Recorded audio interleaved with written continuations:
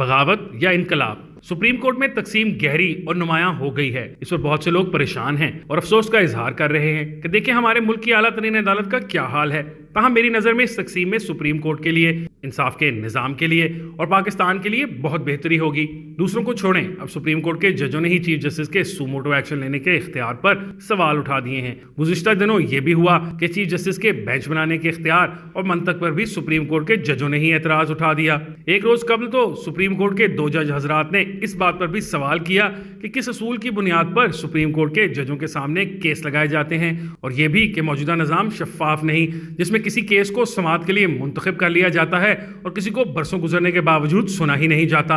Registrar supreme court का कहना था कि वो चीफ जस्टिस के स्टाफ अफसर की तरफ से मौसूल होने वाली चिट पर दी गई हिदायत पर मुकदमात मुख्तलिफ बेंचों के सामने लगाते हैं। ये सुन और देख कर अच्छा लगा कि सुप्रीम कोर्ट के अंदर से जजों ने ऑडियो स्कैंडल की जद में आने वाले जज साहब समेत 2 जजों का 90 दिन में इलेक्शन करवाने के लिए चीफ जस्टिस का सुमोटो केस सुनने के लिए बनाए गए 9 रुकनी बेंच में शामिल होने पर एतराज उठाया, जिसके नतीजे में वो बेंच ही टूट गया। सुप्रीम कोर्ट को इंसाफ के निजाम की बेहतरी और अपनी रिप्यूट के लिए इस्लाहात और शफाफियत की बेहतर जरूरत है। चीफ जस्टिस ऑफ पाकिस्तान को बेंच बनाने और सुमोटो नोटिस लेने के अपने इख्तियार को खत्म करके सुप्रीम कोर्ट के सीनियर जजों की एक कमेटी बनानी चाहिए जो ये फैसला करे। ये कितने अफसोस की बात है कि चीफ जस्टिस के बाद जस्टिस काजी फायज ईसा समेत 2 सीनियर तरीन जजों को ना ही अहम बेंचों में शामिल किया जाता है, ना ही उन्हें अहम नौयत के केस सुनने के लिए दिए जाते हैं। बज़ाहिर केस लगाने का इख्तियार अगरचे रजिस्ट्रार सुप्रीम कोर्ट का है, लेकिन ये सबको मालूम है कि ज़्यादातर अहम मुकदमात को चीफ जस्टिस के हुक्म पर ही उनकी मर्जी के जजों की अदालत में पेश किया जाता है। इन मामलात की दुरुस्ती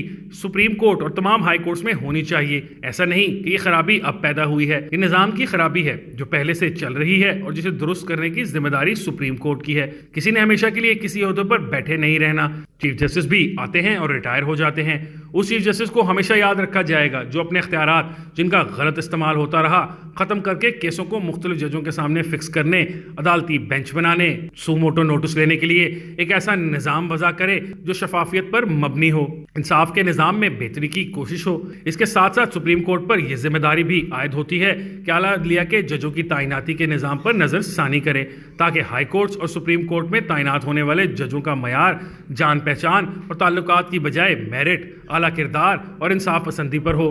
क्या ये हैरानी की बात नहीं कि एक चपरासी की तैनाती के लिए अखबारों में इश्तहार जारी होता है, मुकाबले के लिए एक पॉलिसी अपनाई जाती है, लेकिन हाई कोर्टों के जज जो बाद में सुप्रीम कोर्ट में जाने के अहल बन जाते हैं, उनकी तैनाती के लिए ना कोई इश्तहार, ना कोई मुकाबला, ना कोई टेस्ट और ना कोई इंटरव्यू। इन तैनातियों की बुनियाद चंद अफराद की पसंद और नापसंद पर होती है।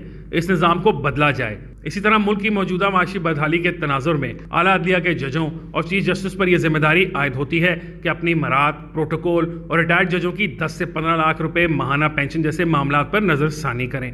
एक मुल्क जो दिवालिया होने के दहाने पर खड़ा है वो अपने जजों और आला अदलिया से तवक्को रखता है कि वो ना सिर्फ अपनी मरात, प्रोटोकॉल और पेंशन में कमी करेंगे बल्कि दूसरे सरकारी इदारों और महकमों के अफसरों और हुक्मरान तबके के कौम की पैसों पर अयाशी पर कदगन लगाएंगे।